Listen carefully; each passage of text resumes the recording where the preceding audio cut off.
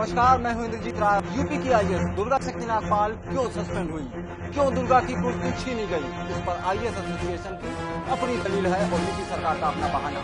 लेकिन इस दलील और बहाने के बीच छिपी है एक बहुत बड़ी सच्चाई और आज इसी सच्चाई से हम पर्दा उठाने जा रहे हैं। आज हम आपको दिखाएंगे कि दिल्ली से चंद मिनट की दूरी पर अफसर कितने मजबूर है और माफिया कितने मजबूर। आज हम पर्दाफाश करेंगे कि आखिर क्यों छीनी गई दुर्गा की शक्ति।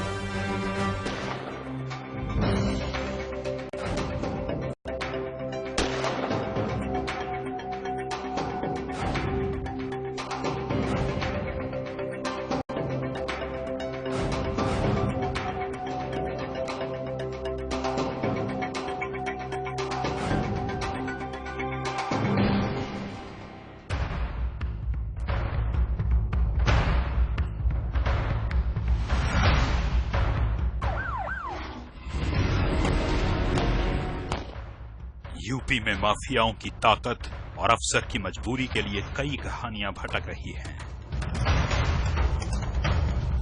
और इन्हीं कहानियों का एक किरदार है गौतम बुद्ध नगर की एसडीएम दुर्गा शक्ति नागपाल।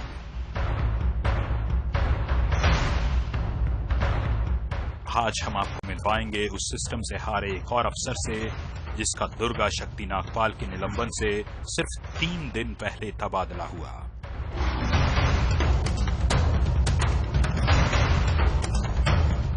आज हम करने जा रहे हैं उन माफियाओं का पर्दाफाश जिनका रसूख अब अधिकारी के ईमान से भी बुलंद हो चुका है।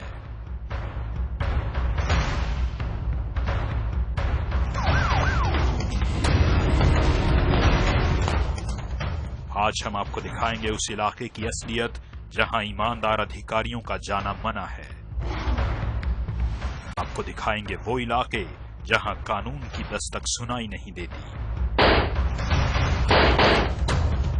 और अगर सुनाई देती है तो वो अफसर दोबारा इलाके में दिखाई नहीं देते। इंद्रजीत राय, live India, Delhi.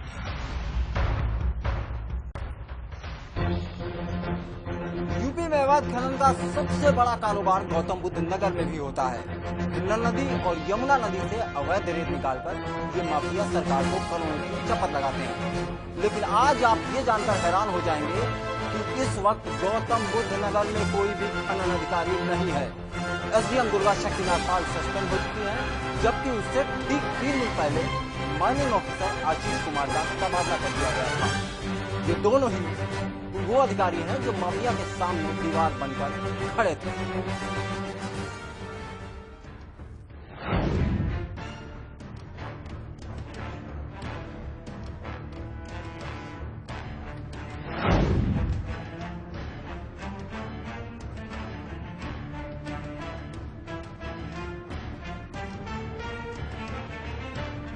SDM Durga शक्ति नागपाल और माइनिंग ऑफिसर आशीष कुमार, ईमान और फर्ज के रास्ते पर चलकर ये 2 अधिकारी ही गौतम बुद्ध नगर में अवैध खनन माफियाओं के सामने दीवार बनकर खड़े थे। लेकिन सिर्फ 3 दिन के भीतर ही एक तबादला हुआ तो एक निलंबित हो गया। अब आप ये जानकर हैरान हो जाएंगे कि गौतम बुद्ध नगर में फिलहाल कोई माइनिंग अधिकारी नहीं है। गौतम बुद्ध नगर में कोई खनन अधिकारी नहीं। 3 दिन से माफियाओं को खनन की पूरी आजादी। यूपी सरकार ने दुर्गा की कुर्सी छीनी तो सियासत से सड़क तक कई दुर्गा को शक्ति देने के लिए कई हाथ बढ़ गए। दुर्गा शक्ति के खिलाफ चार्जशीट दायर करके सरकार वोट बैंक की राजनीति कर रही है, क्योंकि एक समुदाय विशेष के धार्मिक स्थल की दीवार उसने गिराई थी क्योंकि वो अतिक्रमण में था। तो वो एक तीर से 2 निशाने साध रही है। खनन माफिया को भी खुश कर रही है और एक धर्म विशेष के लोगों के लिए उसकी बलि चढ़ा रही है। इसलिए उत्तर प्रदेश के लोग, पूरे देश के लोग और पूरी आईएएस बिरादरी को इस समय पर दुर्गा शक्ति नागपाल के साथ रहना चाहिए। मैं खुद दुर्गा शक्ति नागपाल के साथ हूँ और मैं यूपी की सरकार को घुटने टेकने के लिए विवश कर दूंगी। यूपी सरकार ने दुर्गा से रिपोर्ट देने को कहा है। केंद्र ने भी दखल देते हुए यूपी सरकार से रिपोर्ट मांगी है, लेकिन रिपोर्ट की माथापच्ची का हकीकत से कोई वास्ता नहीं। यूपी सरकार की दलील अब बहाना दिखाई देने लगी है। जो शासन ने संज्ञान लिया वो केवल इन 2 घटनाओं का लिया गया, बीटा फश के मंदिर का और कादलपुर। खनन माफियाओं की तरफ से कोई पैरोकार वहां नहीं चला। मैं इसलिए ये बात दावे से कह सकता हूं कि वहां कोई खनन माफियाओं का पैरोकार नहीं था, न खनन माफियाओं की पैरोकारी यहां समाजवादी पार्टी इस जनपद में कर रही है। अखिलेश सरकार की दलील क्यों बहाना दिखाई दे रही है, इससे जुड़ी एक नई तस्वीर आपको दिखाते हैं। गौतम बुद्ध नगर में 18 जुलाई से 24 जुलाई के बीच खनन माफियाओं को सबसे ज्यादा नुकसान उठाना पड़ा। इस एक हफ्ते में दुर्गा शक्ति नागपाल और आशीष कुमार ने मिलकर अवैध खनन के 15 मामले दर्ज किए। अवैध खनन में जुटी 40 गाड़ियों को जब्त किया गया, जबकि 25 लोगों की गिरफ्तारी भी हुई। लेकिन 25 जुलाई को खनन अधिकारी आशीष कुमार का तबादला हुआ, जबकि 28 जुलाई यानी 3 दिन बाद एसडीएम दुर्गा शक्ति नागपाल निलंबित हो गईं। अब आलम यह है कि गौतम बुद्ध नगर में कोई खनन अधिकारी न होने से इलाके में अब तक का सबसे बड़ा अवैध खनन किया जा चुका है।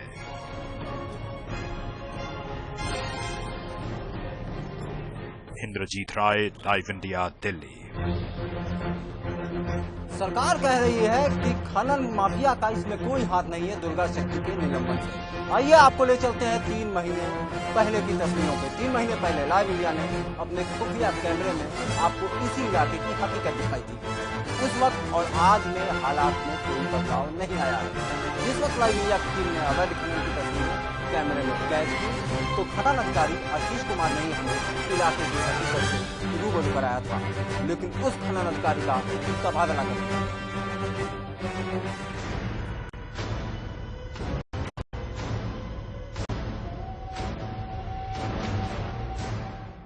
दिन का उजाला हो या रात का अंधेरा, न इन्हें कोई देखने वाला है न कोई रोकने वाला। Gangs of mining mafia. Live India के पास उस एफआईआर की कॉपी भी है जो गौतम बुद्ध नगर के अवैध खनन को रोकने के लिए दर्ज कराई गई थी। तारीख है 15 मार्च 2013 और ये रिपोर्ट लिखाई है खुद खनन अधिकारी।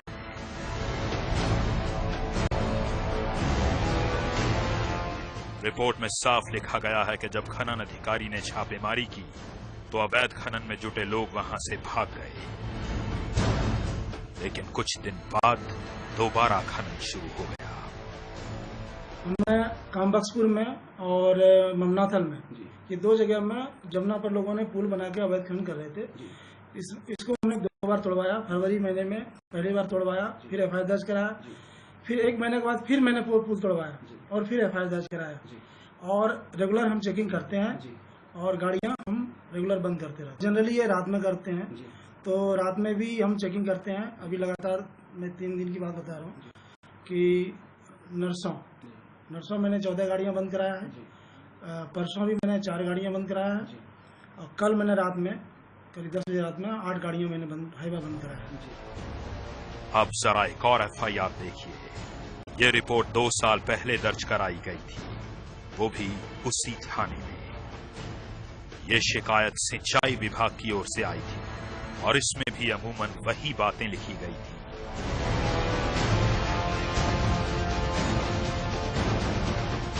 लेकिन 2 सरकारी महकमों की शिकायत के बाद भी अवैध खनन का काम जारी है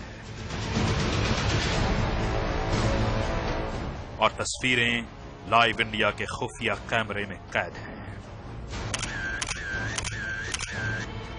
ऐसा नहीं है कि इन शिकायतों और अवैध खनन की सरकार को जानकारी नहीं है।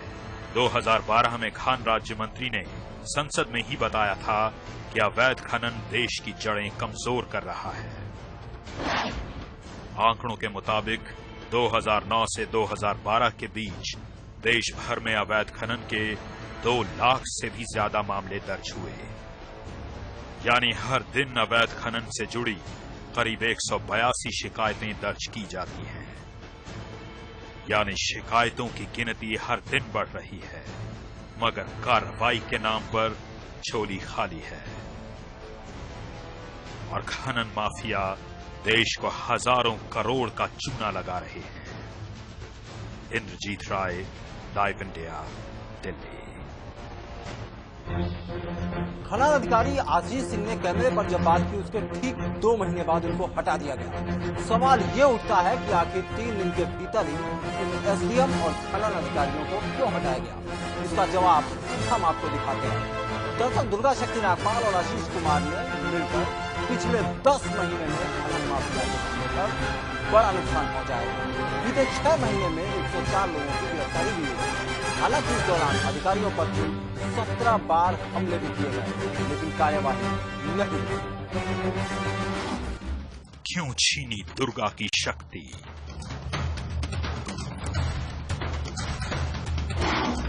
क्यों हुआ खनन अधिकारी का तबादला?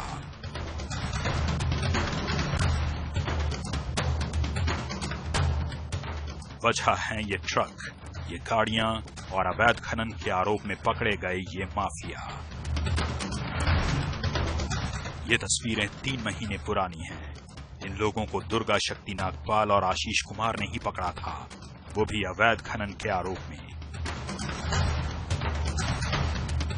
करीब 3 महीने पहले लाइव इंडिया के संवाददाता से बातचीत में खुद खनन अधिकारी आशीष कुमार ने ही हमें गौतम बुद्ध नगर में अवैध खनन की हकीकत बताई थी। स्थानीय गांव के लोग हैं और कुछ असामाजिक तत्व भी शामिल हो जाते हैं। जहाँ पैसे कमाने तो वहाँ असामाजिक तत्व भी आते हैं और जनरली ये रात में करते हैं। तो रात में भी हम चेकिंग करते हैं। मैंने ममनाथल में 2 पॉपुलर मशीन भी पकड़ा था और हाइवा भी पकड़ा था। लोग भाग गए थे, लेकिन मैंने वहाँ से पकड़ के थाने में आके जो एफआईआर दर्ज कराए थे, उस एफआईआर दर्ज में वो गाड़ियाँ भी। और रेगुलर हम लोग का अभियान जारी है और जो नदी में है ये भी हम लोग प्लानिंग कर रहे हैं और इसको हम जल्दी छापे डालेंगे और मशीन भी पकड़ेंगे। हम लोग प्रयास कर रहे हैं। इलीगल माइनिंग एरिया लगभग पकड़ते ही रहते हैं। अच्छा। चाहे कामबख्सपुर हो, चाहे ममनाथल हो, अभी एक जगनपुर है। गुजरात में जो हमने गाड़ी पकड़ा 8 गाड़ी, वो जगनपुर से पकड़ा है। तो ये है गुलाबली है, आपका असगरपुर है। परसों रायपुर से भी मैंने पकड़ा था, रायपुर में दूसरे एरिया से जहाँ से इलीगल माइनिंग।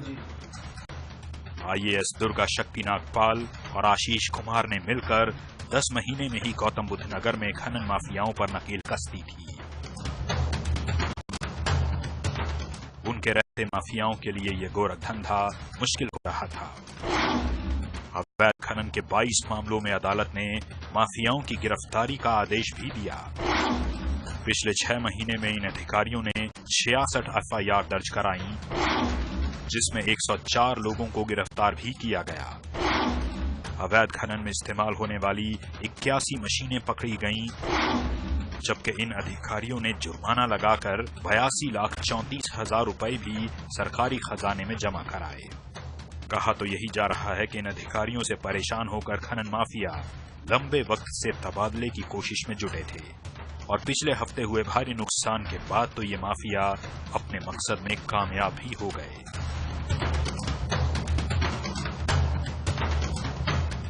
आलम यह है कि उस गौतम बुद्ध नगर में जहां अवैध खनन की सबसे ज्यादा शिकायतें दर्ज होती हैं, इस वक्त एक भी खनन अधिकारी नहीं है और माफियाओं का धंधा बेरोक टोक जारी है। राम कुमार और अभिषेक कुमार के साथ शैलेंद्र सिंह नेगी, लाइव इंडिया, दिल्ली। माफियाओं का धंधा कितना बड़ा है, आखिर कितने हजार करोड़ का ये धंधा है, ये दिखाएंगे हम आपको ब्रेक के बाद।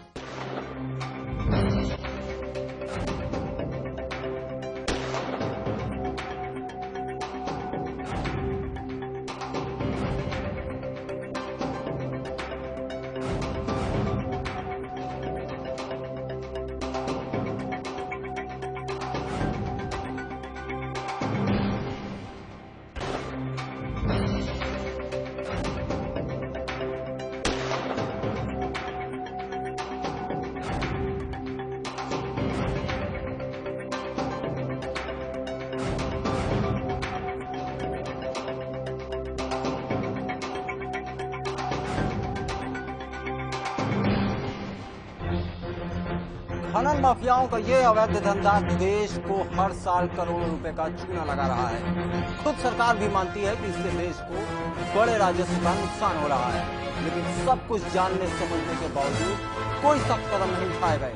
हैरानी तो इस बात की है कि जो अधिकारी माफियाओं के खिलाफ शक्ति दिखाता है या तो उसका तबादला हो जाता है या फिर निलंबित।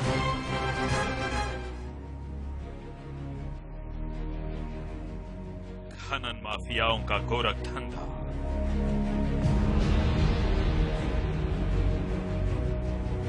देश को हजारों करोड़ का चूना। इस अवैध खनन के साथ ये माफिया हर दिन करोड़ों के वारे न्यारे करते हैं। यानी जो पैसा सरकारी खजाने में जाना चाहिए वो खनन माफियाओं की तिजोरी में पहुंच रहा है। देश के कई ऐसे राज्य हैं जहां अवैध खनन का धंधा बेकाबू हो चुका है। राजस्थान, कर्नाटक, गोवा, मध्य प्रदेश, आंध्र प्रदेश, उत्तर प्रदेश, उड़ीसा, छत्तीसगढ़ और झारखंड में तो हालात बेहद खराब हैं। खुद सरकार भी मानती है कि अवैध खनन से देश को हर साल करोड़ों की चपत लग रही है। 19 करोड़ 94 लाख राजस्व हुआ था। 21 करोड़ का हमारा लक्ष्य। अब तक का जो आया इस फाइनेंशियल ईयर में 76 गाड़ी हमने पकड़ी है और मौके पर भी कई जगह जो है जो रोका है जहां अवैध खनन की सूचना मिलती है, शिकायत मिलती है। 2011 की सीएजी रिपोर्ट के मुताबिक 2009 से 2011 के बीच सिर्फ मध्य प्रदेश को करीब 1500 करोड़ का नुकसान हुआ, जबकि छत्तीसगढ़ को करीब 700 करोड़ रुपए की चपत लगी है, जबकि झारखंड को 600 करोड़ रुपए के नुकसान का अनुमान है। अवैध खनन को रोकने के बाद देश में कई कानून बनाए गए, कई आंदोलन चले, लेकिन ये धंधा आज भी वैसा ही है जैसा पहले था। इंद्रजीत राय, लाइव इंडिया, दिल्ली। आरोप है कि दुर्गा नागपाल को सस्पेंड करने का फैसला माफियाओं के दबाव में लिया गया। वैसे माफियाओं और अधिकारियों के बीच ये जंग नई नहीं है, बल्कि ईमानदारी की ये लड़ाई लंबे वक्त से कायम है।